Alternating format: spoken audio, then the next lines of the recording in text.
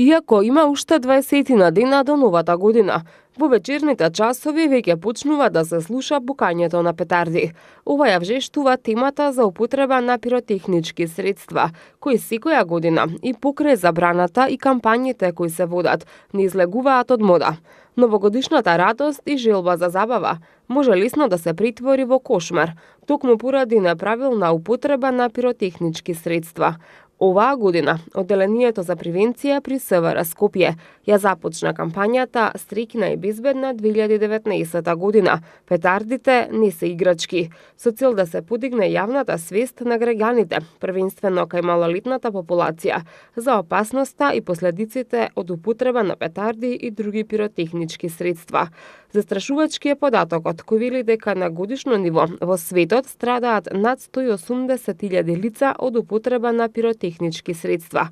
Меѓутоа, повредените, како што велат од МВР, не се само малолетници. Меѓу нив има и возрасни граѓани, кои би требало со својот пример да покажат одговорно однесување пред децата.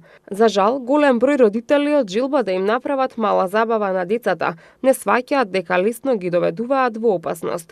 Токму затоа од СВР Скопје упатуваат апел до родителите да не им купуваат петарди и други пиротехнички средства на децата. Од употребата на петардите најчесто страдаат рацете и очите, а за жал станува збор за трајни последици кои го отежнуваат понатамошниот живот. Што мислат за употребата на пиротехника како начин да се прослави новата година, ги прашавме и граѓаните. Од нивните одговори забележавме дека или се променила свеста кај населението за употребата на петарди, или имавме среќа да сретнеме само совесни и одговорни граѓани. Дали новата година би ја прославиле со петарди? Не.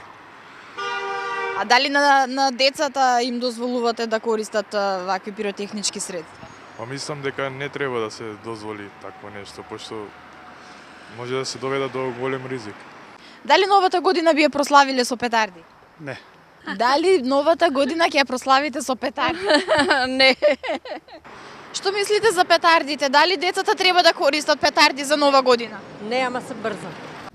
Што мислите за петардите? Дали децата треба да користат петарди за нова година? Никако, во секој случај. Дали ги знаете последиците од петарди? Секако. Секој треба да ги знаете. Ми се чини дека со експлозивно средство нема играчки. Така викаат. Што мислам дека престари сме за тоа и некако поминато е веќе тоа време, мислам. Не знам, може помладите генерации. А дали знаете еве за последиците од петардите? Па искрено, мислам сите сме поминале низ тоа, ја не се согласувам баш дека треба да се продава пиратерија, ако веќе се продава барем на соодветна возраст да се продава. Од Министерството за внатрешни работи велат дека во овој период од годината превземаат дополнителни акции за лов на дилерите и препродавачите на пиротехнички средства, за кои следуваат и соодветни пријави. Купувањето и активирањето на петарди или пиротехнички средства на јавни места, на улица, во дворови, влезови на станбени згради, представува законски прекршок, за кој е предвидена глоба од 200 до 500 евра.